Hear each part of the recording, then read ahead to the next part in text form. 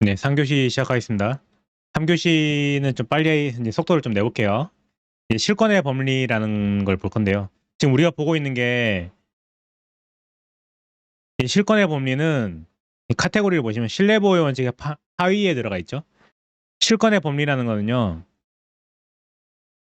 실권, 잃어버리다, 권한을 무슨 권한을 보시면 이제 의의를 보면서 설명드릴게요. 실권의 법리, 행정기본법 12조 2항에 따르면 행정청은 권한 행사의 기회가 있음에도 불구하고 뭐 처벌을 하든지 뭐 징계를 매기든지 아무튼 침익적인 처분을 할 수 있는 그런 기회가 있었음에도 불구하고 장기간에 걸쳐 권한을 행사하지 아니하여 국민이 그 권한의 행사를 하지 아니할 것으로 믿을 만한 정당한 사유가 있는 경우에는 그 권한을 행사해서는 아니 된다. 네. 장기간 동안에 예를 들어 이제 뭐 징계 사유가 있거나 뭐 특정 이제 그런 침해를 가해야 되는 그런 처분을 할 그런 사유가 있는데 행정청이 뭐 5년, 10년이 지나도록 아무런 액션을 취하고 있지 않으면 국민 입장에서는 나에게 제재가 안 가해질 거라고 생각하지 않을까요? 권한은 나에게 징계를 매기지 않을 거라고 믿을 만한 정당한 사유가 있고 그게 장기간에 걸쳐서 이루어졌었다면 그런 경우에는 설령 그 권한 행사를 하는 게 마땅한 경우라 하더라도 징계를 매기는 게 마땅한 경우라 하더라도 장기간 동안 안 해서 믿을 만한 사유가 있다면 그때는 징계하면 안 된다. 권한을 행사해서는 안 된다는 거예요. 그러한 권한을 잃어버린다라고 하는 법리입니다. 법적인 논리 뭐 그런 거예요. 법적인 원리 그런 뜻이고 다만 이것도 마찬가지로 이 신뢰보호 원칙의 일종입니다. 신뢰보호 원칙의 약간의 뭐 예시 중에 하나인 거예요. 국민이 자기가 잘못했는데 잘못한지 모르는 상태로 그냥 살고 있는 사람이 있었다 치면 그리고 그게 뭐 5년, 10년 장기간 동안이었다고 치면 그 사람한테 잘못이 있다고 할 수 있나요? 5년, 10년이 지나도록 내가 잘못했다는 것도 모르고 행정청이 나에게 뭔가 액션을 취한 것도 없고 그런 사유에는 정당한 사유가 있다고 그런 경우에는 정당한 사유가 있다고 볼 수 있겠죠. 그렇게 5년, 10년 동안 안 할 거라는 신뢰가 형성이 돼 버렸는데 뒤늦게 와서 제재를 가해버리면 신뢰보호원칙 위반이라고 할 수 있겠죠. 그런 걸 조금 더 구체화해서 실권의 법리라고 해서 이 행정기본법 12조의 2항에 이렇게 들어가 있는 겁니다. 이 경우에는 마찬가지로 공익 또는 제3자 이익을 현재 해칠 우려가 있는 경우에는 예외적으로 권한 행사를 하는 게 맞죠. 말 그대로 이제 비례원칙이래. 말 그대로 신뢰보호 원칙의 한계가 그대로 적용이 되는 겁니다. 그러면 이 장기간이라는 건 얼마냐? 이 제척기간이라고 표현합니다. 제척기간. 우리는 또 이제 초반이기 때문에 법적인 용어를 조금 정확하게 짚고 넘어갈 필요가 있습니다. 기간. 우리 법에서 말하는 기간에는요. 크게 카테고리가 여러 가지가 있지만 저는 이제 우리 초짜 수험생들한테 두 가지로 나눠서 이해를 하라고 합니다. 첫 번째, 제척기간. 두 번째, 제척기간이 아닌 기간. 네. 제척기간이라고 하면 일단 첫 번째로 제척이라는 용어 어렵나요? 제척? 네. 어려운 용어이긴 합니다. 아무튼 제가 그냥 좀 직관적으로 설명을 드리면요. 이 기간이 지나면 행정청이 권한을 행사할 기회가 소멸될 때 또는 국민이 가지고 있는 권리를 행사할 수 있는데 예를 들어 소송을 우리가 나중에 배우게 될 제소기간이라는 게 있어요. 처분이 있고 처분이 위법하다고 해서 소송을 제기할 때 예를 들어 뭐 무한정의 기간이 주어지지는 않습니다. 처분이 있음을 안 날로부터 90일 이내에 항고소송이라고 취소소송을 제기해야 되거든요. 그 90일이 지나고 나면 소송을 제기할 수 없게 돼요. 소송을 제기할 수 있는 권리가 모든 국민에게 있거든요. 특히 처분을 당한 그 처분의 직접 상대방인 국민은 그 처분에 대한 취소 소송을 제기할 우리 법상의 뭐 재판 청구권이라고 하는 그 권리가 있단 말이에요. 근데 그 기간이 지나고 나면 그 권리 행사의 기회가 소멸되고 권리를 박탈당하는 그러한 날짜를 우리는 제척기간이라고 하는 거예요. 이해되시죠? 권한 행사의 기회가 소멸되거나 권리가 소멸될 때 그날 정해진 기간을 우리는 제척기간이라고 한다. 그런 겁니다. 제척기간이 아닌 기간에는 어떤 게 있을까요? 우리는 뭐 나중에 개별법을 배우면 자연스럽게 알게 될 텐데 그냥 예를 들어 볼게요. 우리 나중에 보게 될 부동산 가격 공시법이 있죠. 뭐 표준지 공시지가니 개별 공시지가니 뭐 그런 걸 다루고 있는 법인데요. 그 법에 보면 이런 게 있어요. 표준지 공시지가가 결정되고 이제 고시가 된 이후에 그 이후에 30일이라는 기간을 정해놓고요. 30일 이내에 이의 신청이라는 걸 할 수 있게 해놨어요. 나중에 우리 개별법 할 때 또 보게 될 겁니다. 최근에 굉장히 자주 나오는 빈출 쟁점이거든요. 30일 이내에 뭔가 이제 그때 결정된 최초에 결정된 표준지 공시지가에 불만이 있으면 30일 이내에 이의를 신청해라라고 우리 법에 규정을 해놨어요. 그러면 우리는 그 30일이라는 기간이 제척 기간일까? 라는 생각을 해볼 수 있는 거죠. 만약에 그 30일이라는 기간이 제척 기간이라면 30일 지나고 나서 뒤늦게 불만이 생겼다면 입도 뻥끗 못하고 가만히 있어야 된다는 의미일까요? 아니겠죠. 아무리 시간이 지났어도 뒤늦게라도 뭔가 잘못된 걸 캐치해냈다면 그때 뒤늦게라도 바로잡고 싶을 수 있잖아요. 그 상황에서 민원 제기할 수 있겠죠. 네. 그게 상식적으로 당연한 거잖아요. 아, 그렇다면 그 이의 신청 기간 30일이라는 기간은 제척 기간이 아니겠구나. 이런 식으로 해석을 할 수 있는 겁니다. 이해되시나요? 제척 기간이 뭔지 아시겠나요? 다시 정리할게요. 제척 기간이란 일정한 기간이 법에 명시되어 있는데 그 기간이 지나면 권리의 행사가 불가능해질 때 또는 행정청 입장에서 권한 행사가 불가능해질 때 그 기간을 제척 기간이라고 한다. 이제 실권의 법리와 관련해서 제재 처분의 제척 기간이라는 내용을 한번 볼게요.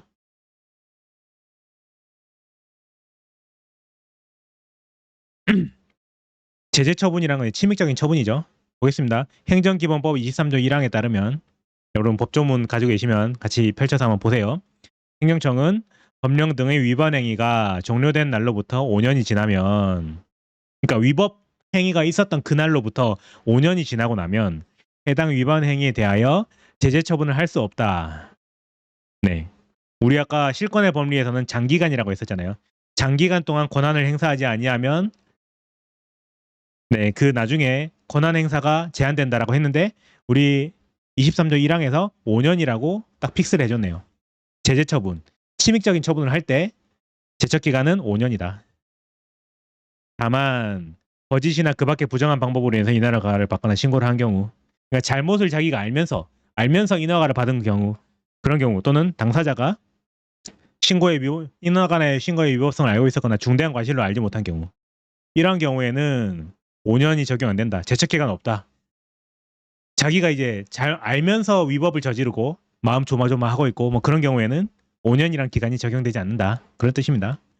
아무튼 이렇게 해서 실권의 법리라는 거고요. 이 개념만 알고 계시면 되겠습니다.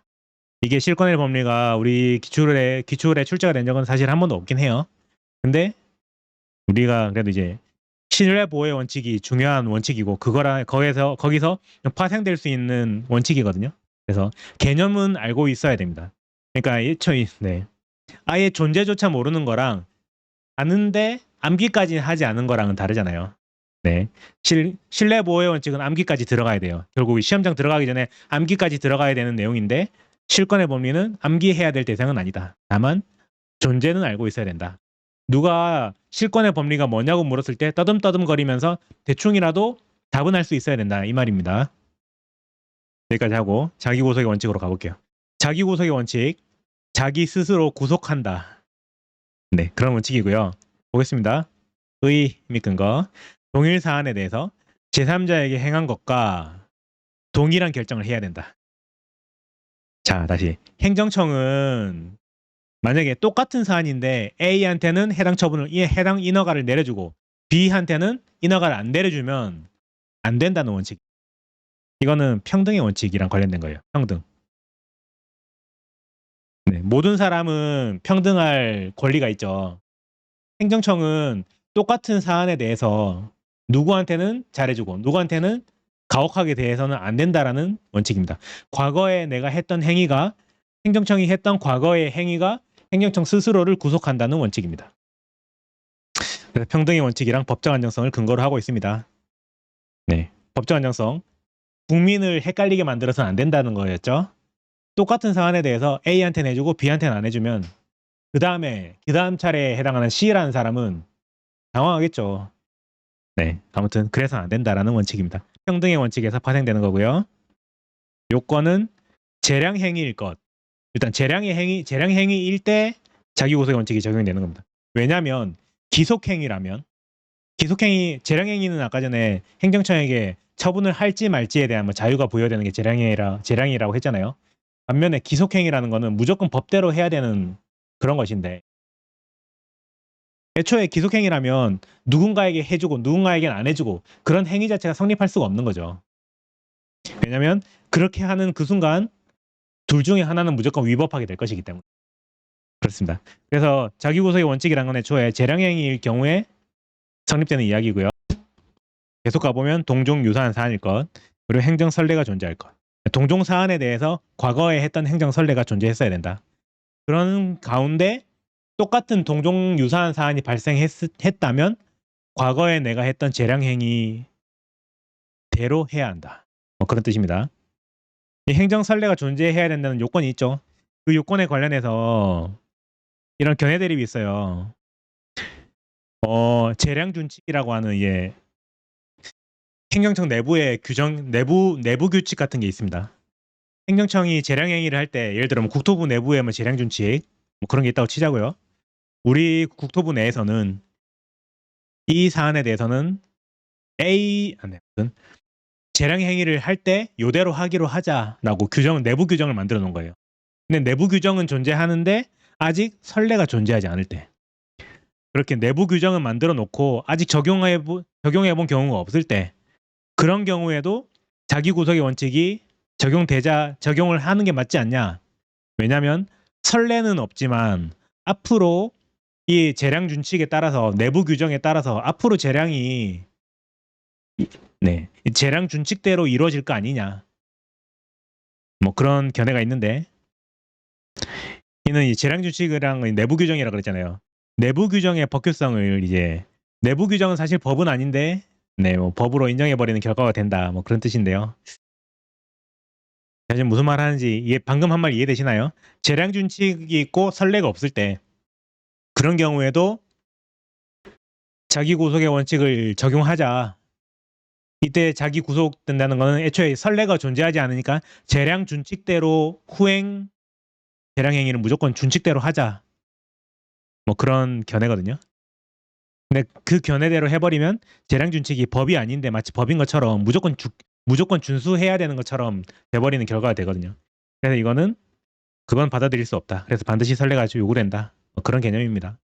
자기구속의 원칙은 제가 더 설명을 하고 싶지만 사실 일반 행정법에서는 꽤나 중요한 원칙이에요.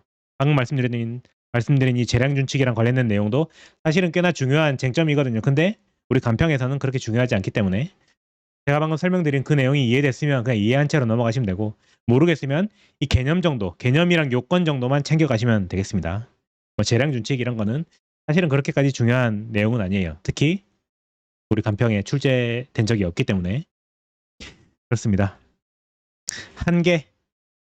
지금 이거는 자기구속의 원칙의 한계입니다. 자기구속의 원칙은 재량행위로서 동종유사한 사안이고 과거에 했던 행정선례가 한다면 행정선례에 구속되어서 과거에 했던 그대로 처분을 해줘야 된다라는 원칙인데 그렇다 하더라도 불법에 있어서의 평등 대우는 인정되지 않기 때문에 과거에 선례가 잘못된 거였다면 잘못된 선례가 있었다면 그 선례에 구속되진 않는다. 그게 자기구속 원칙의 예외입니다. 이해되시죠? 요건과 한계로 구성이 되는 거예요. 아까 신뢰보호 원칙도 마찬가지였죠. 신뢰보호 원칙의 요건을 모두 충족했을 때 그때 후행처분은 그 신뢰를 저버려서는 안 된다.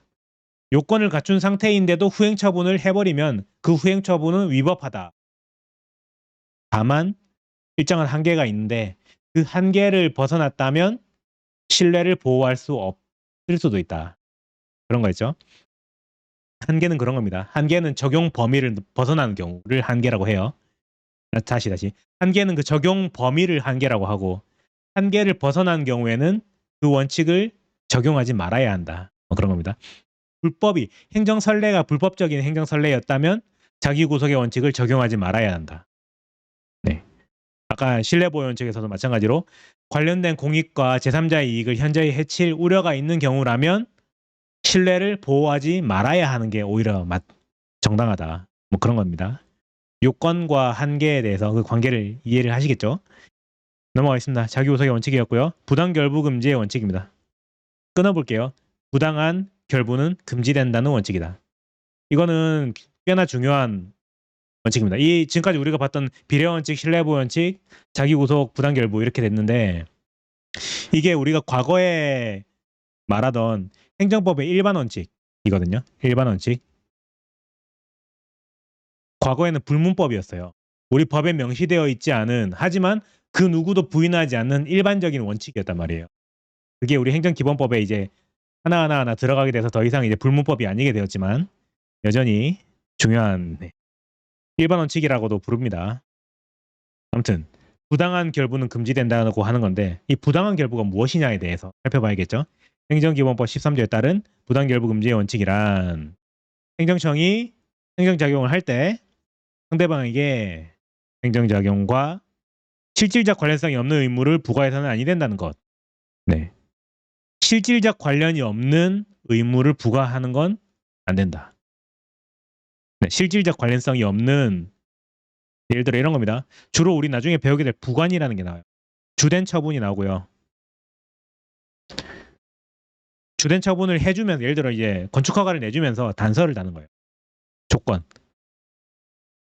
주된 처분을 해주면서 조건을 다는 겁니다. 예를 들어 뭐 개발행위 허가를 내려주면서 거기 개발행위 허가를 내려주는 대신에 네가 거기로 들어가는 진입도로는 네가 만들어야 돼.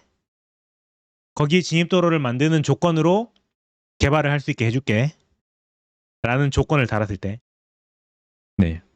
주된 행정작용 해당 행정작용 주된 처분을 하는데 주된 처분이랑 실질적으로 관련이 없는 조건을 달아서는 안 된다는 거예요. 예를 들어 이제 뭐 개발행위 허가를 내려주면서 그거랑 관련이 없는 예를 들어 우리 지역발전기금 30억을 기부하는 걸 조건으로 해서 개발행위 허가를 내려줄게 라고 해버리면 지역발전기금이랑 네, 개발행위랑 무슨 상관이 있냐 이거예요.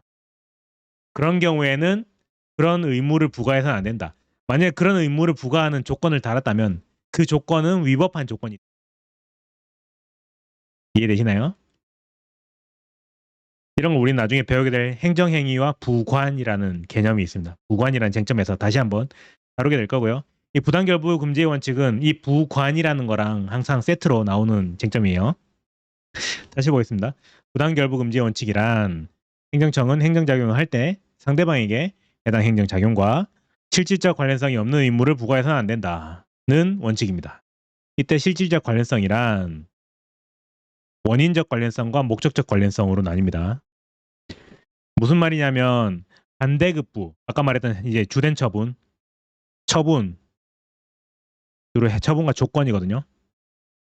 주된 처분을 내려주는 조건을 붙인 이유가 예를 들어 이런 거예요. 아까 전에 제가 개발행위 허가하면서 그 지역으로 들어가는 진입도로를 만드는 조건을 이야기했었잖아요. 이 조건이 처분 예를 들어 이제 개발 행위를 하지 않을 거였으면 진입도로는 필요 없었겠죠. 다시 말하면 진입도로라는 조건은 개발 행위가 될 것을 애초에 전제로 하고 개발 행위를 원인으로 해서 조건이 자연스럽게 따라오는 경우인 거죠. 그런 걸 원인적 관련성이라고 합니다. 주된 처분이 조건의 원인이 될 때 그때 우리는 원인적 관련성이 있다라고 하는 거예요. 제 말 이해되셨죠? 주된 처분이 따라오는 조건의 원인이 될 때 진입도로를 만드는 원인은 해당 지역에 대해서 뭐 개발행위를 할 뭐 그런 거 그게 개발행위가 원인이 돼서 진입도로를 만들게 되는 거죠. 이게 원인적 관련성이고요. 목적적 관련성은 양자가 서로 목적이 동일하거나 유사해야 한다. 다시 한번 해볼게요. 개발행위 허가를 하면서 진입도로를 만드는 거는요. 목적이 동일 유사하죠. 어째서 유사하죠? 해당 지역의 개발을 통해서 개발을 하는 목적이 있을 거 아니에요. 그 개발을 하는 목적이 달성되려면 당연히 진입도로가 존재해야 되겠죠. 도로가 없는데 어떻게 그 개발을 하겠습니까? 네. 아무튼 그래서 개발행위 허가와 진입도로 개설 간에는 목적적으로도 관련이 있는 거예요. 그런데 아까 말했던 뭐 지역발전기금 30억 그거는 목적도 관련이 없죠. 물론 이제 광의에 굉장히 초광의로 보면 굉장히 넓게 보자면 뭐 개발행위 허가도 뭐 지역적인 발전이랑 관련이 될 수도 있겠지만 그건 너무 나간 거잖아요. 아무튼 이해되시나요? 원인적으로도 관련이 있고 목적적으로도 관련이 있을 때 이 두 개가 모두 충족이 될 때 우리 실질적 관련성이 인정된다라고 합니다. 이해되시죠? 그래서 실질적 관련성이 있는 조건만을 달아야 한다. 입니다. 이해되시죠? 개념 넘어갈게요. 요건 행정청의 공권력 행사일 것. 그러니까 주된 행위도 공권력 행사. 그리고 갖다 붙이는 조건을 붙이는 행위도 공권력 행사여야 한다. 그리고 이에 결부되는 반대급부가 있을 것. 아, 죄송합니다. 이 주된 부분이 공권력 행사여야 한다. 다른 말로 처분이어야 한다 하거든요. 주된 부분이 처분이어야 한다. 그리고 그거에 결부되는 반대급부 의무부가 조건부가 뭐 그런 뜻입니다. 주된 행위와 결부되는 의무가 있어야 되고 양자 간에는 실질적 관련성이 있어야 된다. 실질적 관련성이 없는 반대급부를 요구한다면 그거는 부당결부금지 원칙에 반하여 위법한 결부가 되는 거죠. 위법한 조건 설정이 되는 거죠. 아무튼 그런 위법한 조건은 설정해서는 안 된다라는 원칙입니다. 넘어갈게요. 여기까지 우리가 지금 살펴본 게 행정법의 일반 원칙들이에요. 제일 먼저 살펴봤던 게 법치행정의 원칙에 살펴보면서 그 중에서 우리가 좀 눈여겨볼 만한 법률 유보의 원칙을 조금 상세하게 살펴봤었고 그거랑 비슷하게 헌법적인 레벨의 원칙으로서 비례 원칙을 살펴봤고 신뢰부 원칙을 살펴봤고 그 실권의 법리 그리고 자기보석의 원칙 마지막으로 부당결부금지 원칙까지 살펴봤어요. 여기까지를 우리는 행정법의 일반 원칙이라고 하고 이 원칙들이 모두 다 법규성을 가진다. 법규성이 있다. 그렇게 표현을 합니다. 일반 원칙으로서 법규성이 있는 규범이다. 규범. 규범 뭔지 아시죠? 지금 국어 시간이 아니니까. 규범에는 법규성이 있는 게 있고요. 법규성이 없는 게 있어요. 규범 중에서 예를 들어 이런 겁니다. 앞으로 우리 부서에서 공문을 쓸 때 폰트는 뭐 나눔 고득체로 하고 폰트 크기는 15 사이즈로 한다. 라고 이제 내부 게시판에다가 딱 올라왔어요. 내부 공지사항으로 떴을 때 그거 규범이죠. 자기들끼리 지키기로 한 거잖아요. 규범이잖아요. 근데 그게 법은 아니죠. 네. 우린 지금 이 법규성이 있는 규범들에는 어떤 것들이 있는지를 살펴보고 있는 거예요. 헌법이 거기에 해당할 것이고 법률이 해당할 것이고 일반 원칙들 하나하나가 법규성이 있는 것들입니다. 아무튼 그렇습니다. 지금 우리 큰 목차로 보면요. 제1장 행정법의 법원을 공부하고 있어요. 행정법에서 법이라고 볼 만한 규범에는 어떤 게 있는지를 살펴보고 있어요. 그 중에서 헌법은 당연히 법원에 해당하겠죠. 그리고 법률도 당연히 법원에 해당하겠죠. 그러면 헌법이랑 법률 말고 다른 것들 중에서 법원에 해당되는 법규성을 인정할 만한 규범에는 어떤 게 있는지를 살펴보겠습니다. 사실 헌법과 법률은 그리고 일반 원칙도 이제 법률에 들어가게 됐죠. 행정기본법에 규정됨으로 인해서 일반 원칙 그런 것들은 사실 법규성 이게 법인지 아닌지에 대해서는 아무도 토를 달지 않습니다. 누가 헌법이 법이 아니라고 하겠어요. 누가 입법자들이 국회에서 정한 법률이 법이 아니라고 누가 말할 수 있겠습니까? 하지만 이제부터 우리가 보게 될 행정입법이라고 하는 개념이 등장하거든요. 이거에 대해서는 이게 법이다 아니다에 대해서 견해 대립이 있습니다. 이제부터 여기부터가 중요한 거예요.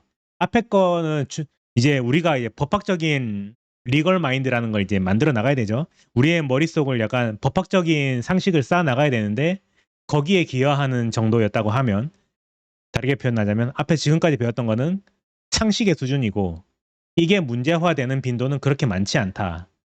였다고 하면 지금부터 배우게 될 행정입법은 직접적으로 출제가 됩니다. 그리고 개인적으로 제가 이제 기출문제를 다 분석을 해봤잖아요. 단독 쟁점으로서 가장 많이 나온 쟁점 이제 제가 이제 우선순위를 해보면 한 두 번째 정도 됩니다. 행정입법. 법규 명령이랑 행정규칙이 여기에 들어가는데요. 이게 단일 쟁점으로서 우리 시험에서 두 번째로 많이 나왔어요. 네, 거의 한 10년 중에 한 4-5번씩 나오는, 오히려 그보다 더 많이 나올 수도 있는 그런 쟁점입니다.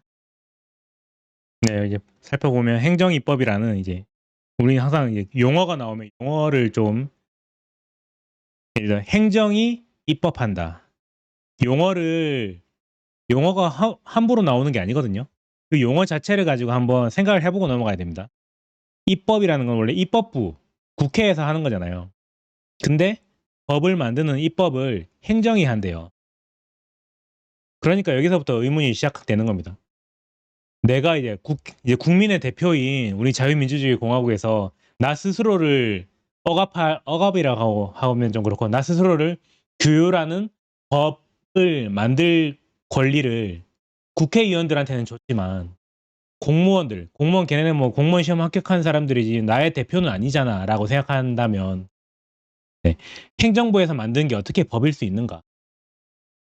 그런 의문이 들 수도 있는 거죠. 행정부에서 만들어낸 규범이 어떻게 법일 수 있느냐라는 의문에서부터 출발하는 쟁점이에요. 보면 이제 행정부에서 규범을 만드는 형태는 크게 두 가지가 있는데요. 법규명령이라는 게 있고 행정규칙이라는 게 있어요. 법규명령은 법이고요, 참고로. 행정규칙은 법이 아닌 내부 사무처리 기준을 말합니다. 법규명령은 재판의 규범이 됩니다. 법규명령의 가장 대표적인 게요, 시행령이에요. 대통령령이 시행령이거든요. 그리고 또 다른 게 시행규칙이 있습니다. 국토교통부 장관이 만드는 국토교통부 규칙이 있어요. 시행령과 시행규칙은 둘 다 대외적 구속력이 있는, 우리가 말하는 법령이거든요. 법에는 좀 빈종이에다가 설명을 드려볼까? 네, 법에는요, 우리가 이제 앞으로 이제 용어를 통일할게요. 법령이라는 용어로 통일할게요. 법령에는요, 일단 헌법이 포함되고요. 법률이 있고요. 법규 명령이 있습니다. 이 법규 명령 안에 시행령이 있고 시행규칙이 있어요. 우리 칙이라고 부를게요. 아무튼 이렇게 세 가지를 합해서 법령이라고 부릅니다. 이 용어를 우리 이제 약속하기로 해요. 법령이라고 부르겠습니다. 이제 관련 법령의 검토, 뭐 그런 식으로 표현을 할게요. 법령이고요. 헌법은 당연히 법령이겠죠. 법률도 당연히 법령에 들어갈 거예요. 그리고 법규명령은 대통령이 만든 대통령령, 국토부 장관 같은 각 부에서 만든 시행규칙들은 대외적 구속력이 있는, 그걸 어겼을 때 위법하게 되는 법령에 해당합니다. 행정부에서 만든 것인데 법이 될 수 있는 이유는 그것들이 헌법에서 규정하고 있기 때문이에요. 헌법에서 대통령이 그런 내용들을 정할 수 있다라고 규정을 해놨어요. 그리고 각 부 또는 이제 뭐 대법원 규칙 뭐 그런 게 있어요. 여러 가지 그런 것들을 헌법에서 행정부에게 입법을 할 수 있는 권한을 부여한 거예요. 그러면 헌법에서 입법할 수 있는 권한을 부여했다면 적어도 그 부여받은 권한을 행사하는 가운데 대통령이 그 헌법에서 위임받은 대로 뭔가 규정을 만들었으면 그 규정은 무조건 지켜야겠지. 왜냐면 헌법에서부터 출발한 거고 헌법에서 정당하게 위임을 했으니까 그 정당한 위임을 받아서 만들어진 것은 법으로서 지키는 게 맞겠지. 뭐 그런 논리가 되는 겁니다. 시행규칙도 마찬가지. 헌법에서 부여한 권한을 행사한 거니까 그거는 모두가 지켜야겠지. 그러면 그거는 법령이겠죠. 이렇게 이해하시면 되겠어요. 반대로 헌법에서 위임을 해서 만들어진 법령, 시행령이나 시행규칙이 아닌 나머지 규범들은, 그러니까 예를 들어 국토부 장관이 내부적으로 앞으로 우리 국토부에서는 이제 모든 공문을 할 때 폰트는 뭘로 하고 글씨체는 뭘로 하고 뭐 사이즈는 얼마로 하고 자가는 얼마로 합시다. 그리고 컬러 쓰지 말고 전부 다 흑백으로 합시다. 라고 이제 공지를 띄웠다면 그 공지는 법이 아니겠죠. 하지만 국토부 내부에서는 지켜야 되는 거잖아요.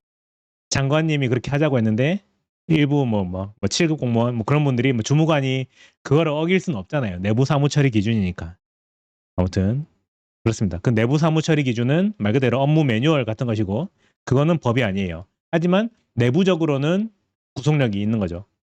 근데 시행령이나 시행규칙 같은 경우에는 내부적으로도 구속력이 있을 뿐만 아니라 내부적으로도 반드시 지켜야 될 뿐만 아니라 국민들도 모든 국민들도 당연히 지켜야 되는 내용들입니다.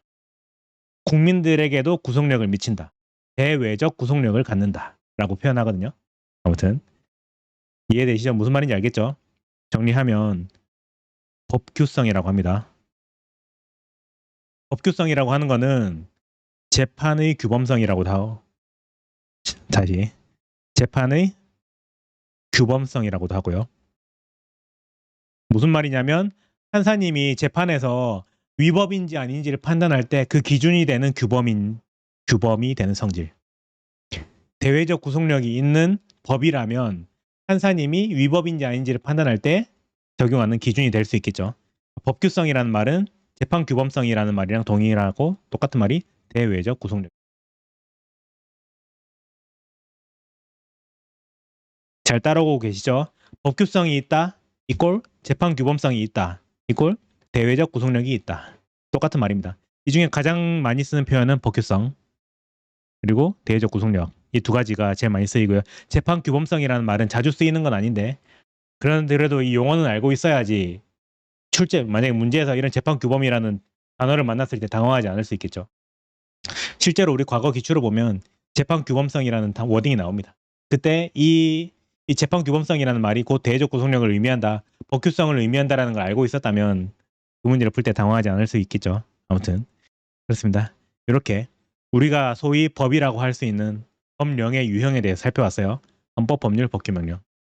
이제 진도를 나가보고 있습니다. 개념 노트를 볼게요. 네, 법규명령과 행정규칙이 있다. 행정규칙은 대외적 구속력이 없다. 내부 사무 처리 기준에 불과하다. 법률의 수권 없이 수권이라고 하는 거는 이제 줄수 권은 이제 힘권, 뭐 권한권 뭐 그런 거죠. 법률이 권한을 부여하지 않았는데도 행정청이 뭔가를 만들어낸 규범이라면 그거는 대외적 구속력이 없다. 반면에 법규명령은 애초에 헌법에서부터 권한을 부여했잖아요. 그래서 법규명령은 시행령과 시행규칙은 대외적 구속력이 있다. 그걸 어기면 재판에서 위법하다는 판결을 받게 된다. 그렇게 되는 거예요. 법규명령의 헌법적 근거와 한계. 헌법적 근거가 있죠. 헌법 75조에서 대통령령을 규정하고 있고요. 95조에서 부령을 규정하고 있습니다. 참고로 95조에서는 부령이 나오고 총리령이 있고 뭐 각종 규칙 같은 게 나옵니다. 뭐 대법원 규칙 뭐 이런 게 몇 쭉 있어요. 감사원 규칙 그런 게 나오는데 우리는 뭐 총리령 규칙 이런 건 우리의 관심 대상이 아니고 부령이 우리의 관심 대상. 국토교통부령 뭐 이제 기획재정부령 뭐 그런 거. 75조는 대통령령. 아무튼 그렇습니다. 헌법을 가지고 계신 여러분은 헌법을 한번 조문을 봐주고 넘어가시면 좋겠고요. 저희는 그냥 넘어가겠습니다. 한계라고 하는 거는 아무리 헌법으로부터 위임을 받았다 하더라도 시행령에서 모든 내용을 다 담을 수는 없다. 무슨 말이냐면 국회가 전속적으로 정해야 될 법률에 들어가 있어야 될 정말 본질적인 내용들 그런 것들은 시행령에 들어가면 안 된다라는 뜻입니다. 국회가 전속적으로 다뤄야 될 사항은 법률에 들어가야 되는 거지 시행령이나 시행규칙에 들어가서는 안 된다라는 거고 포괄적 위임 금지라는 건 이제 상위 법률이 있고 법률에서 령칙으로 하위 규정으로 내려오는 거란 말이에요. 예를 들어 위임을 할 때 딱 범위를 정해가지고 국토교통부 우리 공익사업법 토지보상법에서는 앞으로는 공익사업법이라고 할게요. 공익사업법에서는 우리 공익사업이랑 관련된 본질적인 내용들 정말 큼직큼직한 주요 내용들을 적어놓고 예를 들어 토지는 뭐 토지에 대해서 정당한 보상을 해야 된다. 토지에 대해서 공시지가를 기준으로 보상을 해야 된다라고 대원칙을 만들어 놓고 그 세부적인 기준에 대해서는 우리 시행규칙에서 정한다라고 위임을 했어요. 그럼 시행규칙에서는 그 세부적인 각 토지에 대해서 보상평가를 할 때 어떻게 해야 되는지에 대한 세부적인 기준 같은 게 들어가 있단 말이죠. 본질적인 큼직큼직한 내용들은 법에 들어가 있고 법에서 시행규칙으로 위임하면서는 딱 디테일하게 보상평가를 할 때의 기준과 지켜야 될 뭐 그런 것들에 대해서 시행규칙으로 위임을 한다. 이런 식으로 딱 범위를 정해서 위임을 해야 되는데 포괄적으로 예를 들어 이런 거요. 토지에 대해서 보상을 할 때 어떻게 할 것인지에 대해서는 뭐 시행규칙으로 정하는 바에 따른다. 뭐 법률에 들어가야 될 뭐 그런 내용들이 있죠. 그런 내용들까지도 전부 다 위임을 해버리면 입법자들이 제대로 입법 행위를 안 한 거잖아요. 그런 거는 금지된다는 거예요. 모든 걸 위임할 수는 없다. 딱 범위를 정해서 구체적으로 위임을 해야 된다. 그런 것이고 전면적 재위임도 금지되고 상위 법령을 위반해서 안 된다. 이런 거는 뭐 상식적으로 무슨 말인지 아시겠죠?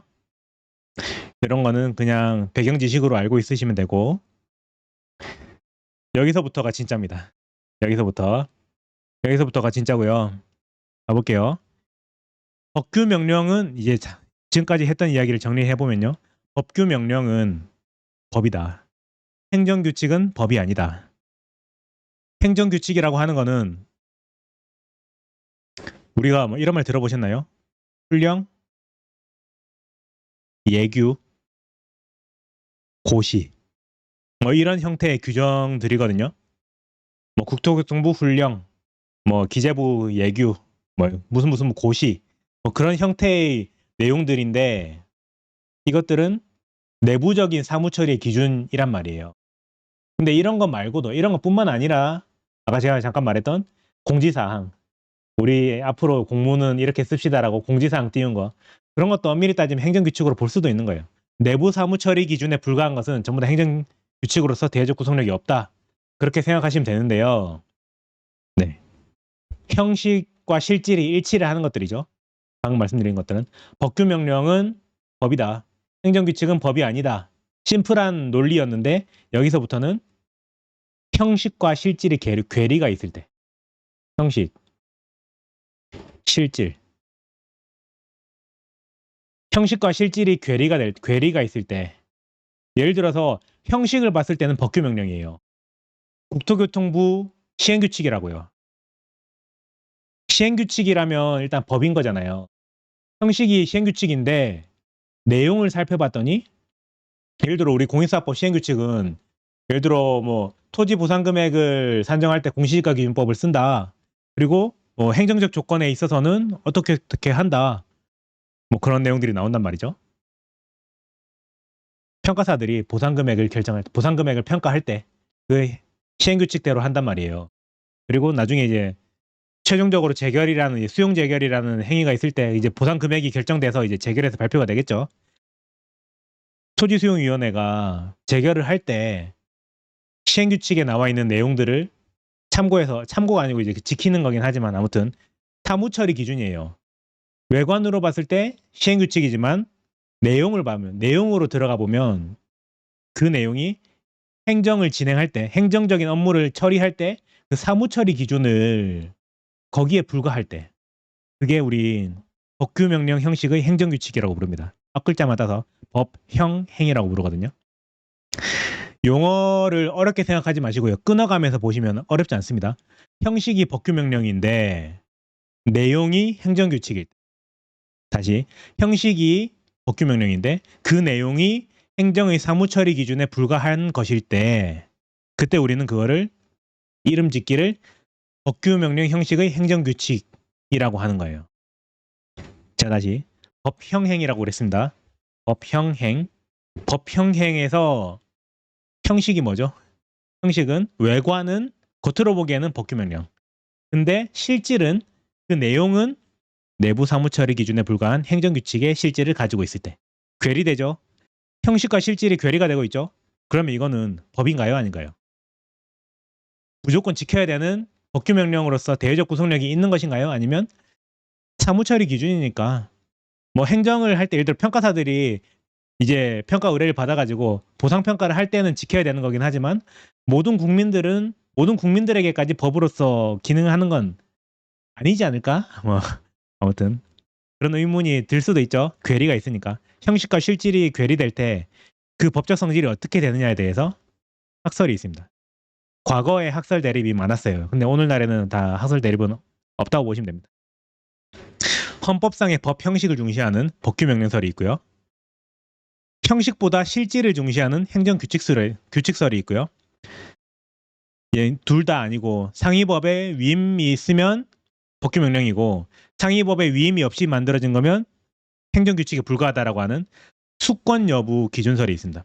수권이라는 게 줄수라 그래. 주다 하는 줄수 권리할 때 권이라 그랬죠.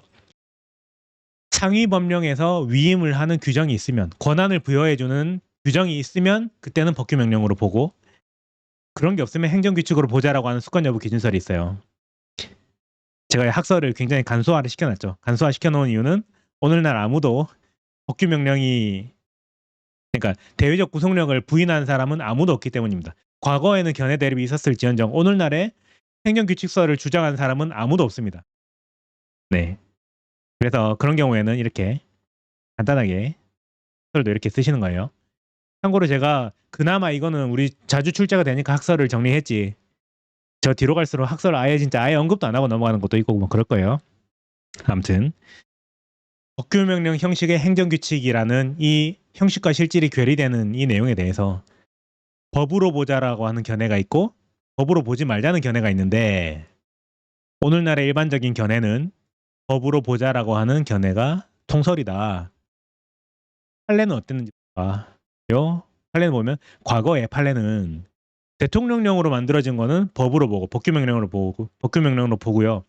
불형으로 시행규칙으로 만들어진 경우에는 행정규칙이라고 판시를 해봤어요. 왜 그렇게 판시를 했는지는 근거는 없습니다.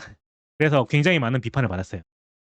대통령령이나 불형이나 똑같이 헌법으로부터 위임을 받아서 만들어진 것인데 왜 다르게 적용하느냐라는 비판이 굉장히 많았고 최근에 판례가 조금 입장이 바뀌는 판례들이 등장하고 있어요. 전원합의체 다수의견.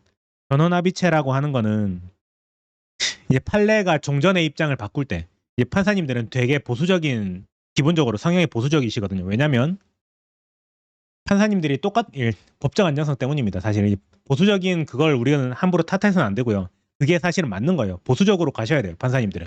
왜냐하면 법적 안정성을 만약에 똑같은 쟁점에 대해서 판사님이 A 판사님은 뭐 맞다고 했는데 B 판사님은 아니라고 해버리고 왔다 갔다 해버리면 국민들이 얼마나 이제 불안하고 헷갈리고 하겠습니까? 그래서 국민들의 법적 안정성을 보호해주기 위해서 판사님들은 보수적이에요. 종전의 판례 입장을 가급적이면 안 바꾸려고 합니다. 종전의 판례대로 판결이 내려지는 게 일부 보통의 일인데 가끔씩은 종전의 판례 입장을 더 이상 고수할 수 없게 돼버리는 그런 경우에 전원합의체라고 해서 전체 대법관 판사님들께서 다들 모여가지고 한꺼번에 판결을 내리는 경우가 있어요. 그걸 전원합의체라고 하는데 이 법규명령 형식의 행정규칙에 대해서 전원합의체 판결이 내려졌는데 불형의 형식이라고 하더라도 약간 비겁한 판결을 내렸습니다. 제가 읽어드릴게요. 불형의 형식이라 하더라도 대외적 구속력을 인정했다. 이게 결론이고요. 근데 그 논리가 약간 비겁해요. 법규명령인지 여부와 상관없이 자 다시 불형의 형식이라 하더라도 법규명령인지 여부와 관계없이 관할행정청 및 공무원의 일을 준수해야 하기 때문에 그 상대방인 국민에 대해서 대외적 구속력이 있다라고 인정을 한 거예요. 자, 여전히 최근에 전원합의체에서 조금 입장이 바뀐 것 같긴 하지만 여전히 종전의 판례 입장을 조금 고수하는 듯한 느낌도 있죠. 법규명령인지 여부인지는 중요한 게 아니다. 행정규칙이라 하더라도 대외적 구속력이 있다라는 판시를 한 거예요. 네.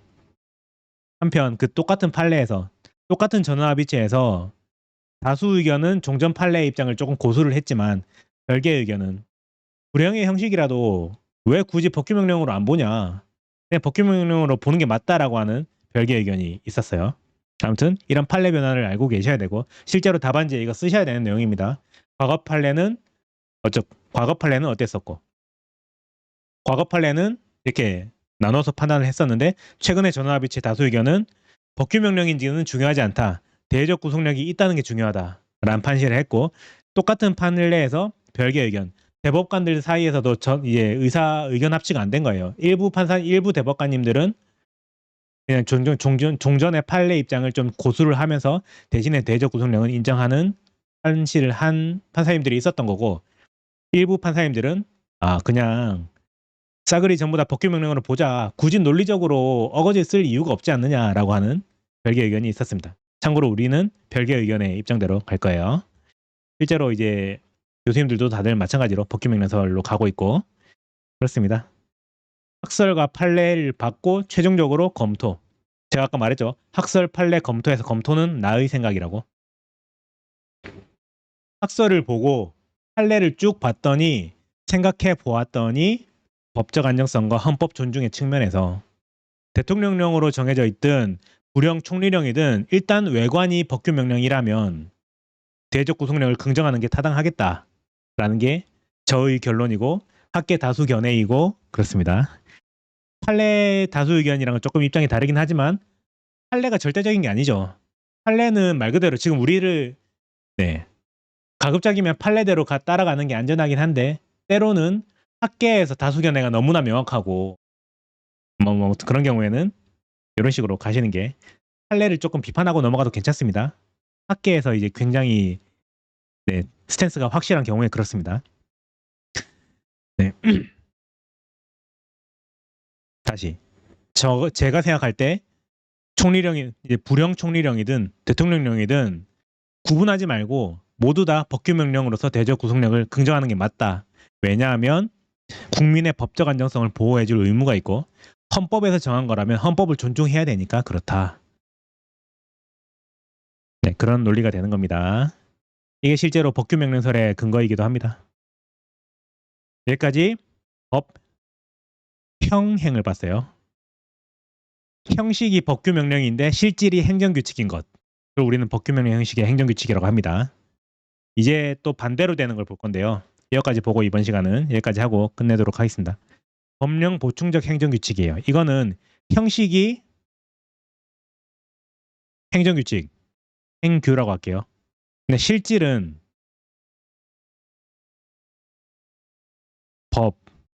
법에서 정할 만한 사항이 들어가 있을 때. 다시 형식은 행정규칙입니다. 뭐 국토교통부 고시라든지 뭐 훈령이라든지 예규라든지 그런 형식을 가지고 있는데 실질적으로 내용을 살펴봤더니 법에서 들어갈 법한 그런 내용이 들어가 있을 때 그런 걸 우리는 외관이 형식이 행정규칙이지만 상위법령을 보충하는 내용의 행정규칙이다 라고 해서 마찬가지로 형식과 실질의 괴리가 있는 규범인 거예요. 자, 다시 형식이 행정규칙인데 실질은 법령을 보충하는 내용을 가지고 있다. 법에서 들어갈 법한 내용을 담고 있다. 그때 이게 법인가요? 아닌가요? 라는 쟁점입니다. 의의를 볼게요. 법령 등의 위임을 받아 상위법령, 법률 또는 시행령이 시행규칙보다 상위이거든요. 아무튼 상위법령의 위임을 받아서 중앙행정기관의 장이, 주로 장관이겠죠. 장관이 정한 훈령, 예규, 고시 등의 행정규칙의 형식이지만 상위법령과 결합하여 그 구체적인 내용을 보충하는 법규상을 정한 것. 상위법령, 법령, 특히 법률은 국회의원들이 정하는 거죠. 사실 국회의원보다는 예를 들어 이제 뭐 토지 보상이랑 관련된 내용에 대해서 국토부의 보상과 공무원이 잘 알겠어요? 아니면 국회의원이 잘 알겠어요? 당연히 담당 공무원이 더 잘 알죠. 국토부 장관이 제일 잘 알죠. 입법자들보다 장관이 더 잘한단 말이에요. 그런 경우에 상위법에서는 큼직큼직한 것들만 정하고 세부적인 사항에 대해서는 세부적인 사항에 대해서는 중앙행정기관장에게 장관에게 위임을 했다면 그렇게 해서 만들어진 훈령이나 예규, 고시 같은 규정들은 상위 법령이랑 결합을 해서 상위 법령, 우리 법률 같은 거 이 보면 외관으로는 행정규칙이지만 실질적으로 상위 법령이랑 결합을 해서 마치 상위 법령의 일부분인 것처럼 기능을 해서 대외적 구속력을 가지게 됩니다. 제 결론을 말해버렸네. 만약에 어떤 행정규칙인데 형식이 행정규칙인데 형식이 훈령이나 예규나 고시인 규범인데 찬찬히 살펴봤더니 상위 법령의 위임을 받았고 위임을 받아서 만들어졌고 그 내용을 쭉 살펴봤더니 그게 단독으로서 기능하는 게 아니라 상위 법령이랑 결합해서 함께 기능할 때 그때는 단독으로서는 행정규칙에 불과하지만 상위 법령이랑 같이 가서 상위 법령의 구체적 내용을 보충하는 의미로서 그런 기능을 하게 된다면 그때는 법으로 보는 게 맞겠죠. 이해되시나요? 위임을 받아서 상위 법령이랑 같이 세트로 묶여져서 적용이 될 때 그때는 대외적 구속력이 있다. 뭐 그런 내용입니다. 다시 정리하면 의의를 보고 넘어가겠습니다. 의의만 보고 다시 넘어갈게요. 법령 등의 위임을 받아 중앙행정기관장이 정한 훈령, 예규, 고시 등의 행정규칙의 형식이고 결합하여 구체적인 내용을 보충하는 법규사항을 정한 것. 애초에 이름부터가 법령 보충적 행정규칙이잖아요. 아무튼 상위 법령과 결합하여 상위 법령을 보충하는 내용을 담고 있는 행정규칙을 법령 보충적 행정규칙이라고 하고요. 줄여서 말하기를 법보행이라고 합니다. 법형행, 법보행. 네, 헷갈리지 마시고 외관이 무엇인지로 구분하시면 됩니다. 법보행은 외관이 행정규칙이죠. 근데 실질이 법에 해당하는 거고 법형행은 형식은 법규명령인데 내용이 실질이 행정규칙에 불과한 것이고 네, 헷갈리지 마시기 바랍니다. 법적 성질 이것도 마찬가지로 오늘날의 법보행에 대해서 대외적 구속력을 부정하는 사람은 아무도 없습니다. 그래서 하지만 이 정도로는 준비를 하시고 계셔야 되고요. 왜냐하면 법보행은 출제가 굉장히 많이 되기 때문입니다. 출제 빈도상 중요하기 때문에 도 하셔야 되고요. 대신에 논거를 길게 가실 필요가 없어요. 헌법상의 형식을 중시하는 행정규칙설, 실질을 중시하는 법규명령설, 그 밖에 뭐 규범 구체화 행정규칙설, 위헌무효설. 위헌무효설은 헌법에서 일단 상위법령의 위임을 받아서 만들어진 거면 대적 구속력을 부인하기는 어려운데 근데 그거 헌법에 있는 거냐? 헌법에 없는 거지 않느냐라고 하는 헌법에 없기 때문에 위헌무효라고 하는 견해가 있고요. 마찬가지로 아까 법형행위랑 마찬가지로 상위 법령의 위임이 있었는지 없었는지에 따라서 다르게 판단하자고 하는 수권 여부 기준설 같은 게 견해 대립이 있습니다. 근데 이거는 과거의 견해 대립이고요. 오늘날에는 아무도 법규 명령이라는 것을 부인하지 않습니다. 네. 근데 상위 법령의 위임이 있었다고 해서 모든 게 행정규칙으로서 상위 법령의 위임이 있었다고 해서 모든 경우에 법령 보충적 행정규칙이 되는 건 아니에요. 자, 계속 가볼게요. 학설은 이런 학설의 대립이 있었고 오늘날의 다수 견해는 법규명령설이다. 아무도 부인하지 않는다. 네, 다른 위헌무효설, 행정규칙설 이런 거 주장하는 교수님은 없습니다. 모두가 동의하고 있고요. 판례로 가보겠습니다. 판례는 상위법령이 그 구체적인 내용을 보충할 권한을 부여한 경우 상위법령에서 권한을 부여한 경우에 그 위임의 한계를 벗어나지 않는 한 상위법령과 결합하여 대외적 구속력을 갖는다고 판시했어요. 핵심 키워드는 위임의 한계입니다. 그리고 결합하여입니다. 위임을 받아서 만들어졌고 위임을 할 때 우리 포괄위임 금지, 전면적 재위임 금지 아까 잠깐 봤었잖아요. 그래서 무조건 적정한 위임의 범위를 정한단 말이에요. 그 위임의 범위 안에서는 상위법령이랑 결합을 해서 법으로 기능을 해요. 헌재가 제가 존경하는 헌법재판소 재판연구관님들께서는 이렇게 표현을 합니다. 상위법령과 결합하여 일체가 되는 한도 내에서 그 한도 내에서는 상위법령의 일부가 됨으로써 대외적 구속력 2가 맞는 건데 대외적 구속력이 발생되는 것일 뿐이지 그 행정규칙 자체는 대외적 구속력을 갖는 것은 아니다. 네, 헌법재판소 재판관님들 존경합니다. 논리적으로 굉장히 완벽한 논리죠. 행정규칙이다. 일단은 행정규칙이다. 근데 상위법령이랑 같이 할 때에만 대외적 구속력을 갖는다. 일부가 됨으로써만 그 한도 내에서만 대외적 구속력을 갖는다.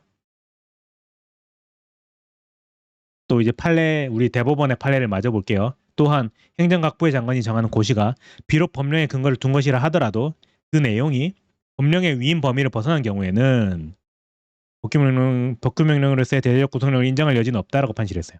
자, 위임을 받아서 제정된 고시 행정규칙의 한 형태죠. 위임을 받아서 만들어진 거라 하더라도 그 위임의 범위를 벗어난 경우에는 대외적 구속력을 인정할 여지가 없다라고 대법원에서도 말하고 있고 헌재에서도 똑같은 논리를 말하고 있습니다. 정리하면 법 보행처럼 보여지는 위임을 받아서 만들어진 행정규칙 중에서 법보행인 게 있고 아닌 게 있는 거예요. 이해되시겠죠? 예컨대 이제 이건 제 생각입니다. 제 생각이고 이제 우리가 실제로 답안지에 쓰게 될 내용입니다. 생각건데 헌법에 명시된 법형식이 아닌 령칙이 아닌 시행령, 시행규칙이 아닌 행정규칙이라 하더라도 최근에 제정된 행정기본법에서 법령 등이라고 해서 이제 법보행을 규정을 하고 있단 말이죠. 여기 행정기본법 2조 2호 감옥에 있습니다. 아무튼 법조문 한번 보시고 명시를 했단 말이에요. 법령 등에다가 법보행을 규정에 넣어놨어요. 생각을 해보면 법보행에 해당한다면 그 행정규칙은 대외적 구속력이 있다. 자, 제 말 다시 따라오세요. 행정규칙인데 행정규칙 중에서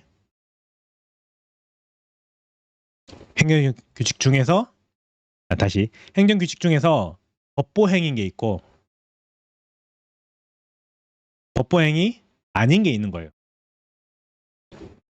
행정규칙이 법보행이 되려면 일단 상위 법령에 위임이 있어야 되고 위임 범위 안에 있어야 됩니다. 네. 상위 법령의 위임을 받아서 만들어진 것으로서 그 위임의 범위 안에서 상위 법령이랑 함께 세트로 적용이 될 때 그때 그 행정규칙은 법보행으로서 대외적 구속력이 인정된다 라는 논리인 거예요. 이해되시나요? 반면에 위임을 받아서 만들어진 경우라 하더라도 상위 법령이랑 결합하지 않는다면 단독으로는 대외적 구속력이 없다가 되는 거예요. 가장 대표적인 게 나중에 우리 배우게 될 그리고 실무에서 많이 봤을 법한 토지가격 비준표라는 게 있어요. 비준표. 토지가격 비준표 뭔지 아시죠? 표준지 공시가가 우리는 법규를 안 해서 이제 이걸 잘 모르시나? 아무튼 비준표라는 게 있어요. 비준표라는 게 있는데 우리 상위 법령에 위임이 있습니다. 부공법에 위임이 있어요. 부공법 3조 8항인가? 아무튼 3조라고 할게요. 부공법 3조의 위임을 받아서 국토부 장관이 만드는 비준표거든요. 그 비준표는 위임을 받아서 만들어진 거예요. 형식은 이거 법이 아니죠. 시행령도 아니고 시행규칙도 아니죠. 형식은 행정규칙이에요. 형식이 행정규칙이고 위임을 받아서 만들어진 것이고 위임을 한 목적을 살펴봤더니 개별공시지가 개공이라고 하겠습니다. 개공을 산정할 때 쓰라고 만들어 놓은 거예요. 자, 다시 비준표를 만들어 놓은 목적을 살펴봤더니 개별공시지가를 산정할 때 담당 공무원이 사실 공무원은 뭐 국회의원보다는 잘 알겠지만 전문가는 아니잖아요. 토지에 대한 가치를 이제 개별 공시가도 결국은 이제 금액으로 표기가 되는데 공무원이 사실은 뭘 그렇게 정확하게 알겠습니까? 그리고 이제 공무원들 시간도 없고 이제 약간 전문성도 부족하긴 하죠, 사실. 그럴 때 국토부 장관이 개별 공무원들보다는 더 정보도 많이 가지고 있고 잘 아니까 비준표를 만들어서 공무원한테 배포를 해라. 그러면 개별 공시지가를 담당하는 공시지가를 담당하는 해당 공무원이 비준표대로 일단 최초에 산정을 하게 돼요. 이 최초에 산정을 할 때에는 법으로 기능을 합니다. 근데 산정 이후에 쭉 절차가 있고 최종적으로 결정이 되거든요. 최종적으로 결정을 할 때에는 우리 법의 법조문의 쭉 내용을 살펴보면 최종적인 결정을 할 때에는 비준표랑 내용이 좀 달라도 돼요. 그렇다면 비준표는 법인가요? 아닌가요? 비준표는 행정규칙의 외관을 가지고 있는 토지가격 비준표는 대외적 구속력이 있나요? 없나요? 그때는 우리는 이렇게 답해야 됩니다. 개별 공시지가를 담당하는 공무원이 최초에 산정을 할 때에는 비준표는 법령 보충적 행정규칙이다. 하지만 그 이후에 산정 이후에 이제 검증, 심의 그런 절차를 거쳐서 최종적으로 결정을 하게 되거든요. 시군구청장이 결정을 하게 되는데 그 결정을 하는 과정에 있어서는 비준표는 법이 아니다. 이해되시나요? 산정을 할 때 이제 해당 공무원이 최초의 개별 공시지가 산정을 할 때에는 비준표는 법으로 기능한다. 부공법 이때는 10조거든요. 개공은 10조인데 아무튼 그건 나중에 하면 되는 거고. 아무튼 토지가격 비준표는 행정규칙인데 개별 공시지가를 산정할 때 최초 산정할 때는 부공법 10조랑 결합을 해서 법으로서 기능한다. 이때는 법령 보충적 행정규칙이다. 하지만 그 이후 단계에서는 대외적 구속력이 없다가 됩니다. 만약에 비준표가 법이라면 평가사가 검증을 왜 하겠어요? 그냥 비준표대로 무조건 해버리면 끝인데 검증을 왜 하고 심의를 왜 하겠냐 이거예요. 검증과 심의라는 절차를 별도로 규정하고 있는 입법자들의 의도를 생각해 보면 비준표가 최종적인 결정을 할 때에는 이때까지 법이라고 만들어 놓은 건 아니구나. 최종적인 결정을 하는 단계에서는 위임의 범위를 벗어난 경우이구나. 라는 걸 우리가 역으로 되짚어 가는 거죠. 입법자들이 위임을 한 의도를 되짚어 봤을 때 위임의 범위는 딱 산정할 때 여기까지만 딱 위임의 범위인 거예요. 그만해도 되겠죠 이제. 네, 비준표에 대한 이야기를 하면서 법령 보충적 행정규칙의 개념을 조금 설명을 드려봤습니다. 그리고 마지막으로 비준표가 법령 보충적 행정규칙인 경우가 있지만 아닌 경우의 예를 하나 더 들어볼게요. 여러분 실무 공부 열심히 하고 계시죠? 실무 공부하다 보면 참고 자료로 비준표가 자주 등장할 거예요. 비준표를 보면 이제 요인 비교치 같은 게 쭉 드러나죠. 일정한 표로 등장하고 그 표 자료를 보면 토지가격 비준표라고 적혀 있을 거예요. 일반적인 평가를 할 때 비준표를 참고하거든요. 근데 비준표는 말 그대로 참고만 하고 실질적으로 요인치를 결정하는 건 우리 평가사들이란 말이에요. 개별 공시지가 그런 경우 말고 일반적인 보상평가를 할 때 토지가격 비준표가 법인가요? 자, 다시. 만약 어떤 사람이 토지가격 비준표는 법령 보충적 행정규칙이야 라고 말을 한다면 우리는 아닐 때도 있다라고 답해야 되는 거죠. 토지가격 비준표는 때로는 법령 보충적 행정규칙으로서 법일 때도 있다. 하지만 그 산정하는 단계 말고 나머지 경우에는 법이 아니다. 법령 보충적 행정규칙이 아니다라고 답하는 게 가장 정확한 겁니다. 보상평가를 할 때, 일반 평가를 할 때, 그럴 때 어차피 통계 처리된 거니까 참고는 할 수 있어요. 참고는 할 수 있을지언정 법으로서 무조건 지켜야 되는 건 아니라 이거죠. 그렇습니다. 그래서 저는 이걸 오히려 제가 법규를 공부하다가 오히려 이거를 저는 실무할 때 그러니까 실무할 때 좀 활용을 했어요. 무슨 말이냐면 참고 자료로 비준표가 주어지면 전 일부러 비준표랑 숫자를 좀 다르게 가거나 뭐 그런 경우가 있었습니다. 그러면서 이제 밑에 코멘트를 달았죠. 비준표에 나와 있는 이 숫자는 이제 대외적 구속력이 있는 무조건 지켜야 되는 건 아니기 때문에 이걸 참고만 했다. 참고하여 비준표에 나와 있는 요인치 등을 참고하여 개별 요인치를 이렇게 결정했다라고 저는 이제 코멘트 달고 약간의 기교를 부려봤었던 기억이 납니다. 그게 득점에 기여를 했었는지는 잘 모르겠지만 아무튼 뭐 저는 합격했으니까 아무튼 그렇습니다. 법령 보충적 행정규칙 이해되시나요? 이해가 좀 되셨나요? 다시 정리하겠습니다. 법형행 형식이 법규명령인 것은 항상 대외적 구속력이 있다. 항상 대외적 구속력이 있다. 항상 법이다. 그걸 어기면 위법하게 된다. 반면에 법보행위라면 만약에 어떤 행정규칙이 법보행위라면 마찬가지로 항상 대외적 구속력이 있습니다. 근데 상위 법령의 위임을 받아서 만들어진 행정규칙인데 대외적 구속력이 없는 경우도 있겠죠. 그 경우에는 아예 법보행위 아닌 거예요. 이해되셨나요? 행정규칙에는 법보행위인 게 있고 법보행위 아닌 게 있다. 법보행위라면 항상 대외적 구속력이 인정된다. 그렇게 정리할 수 있겠습니다.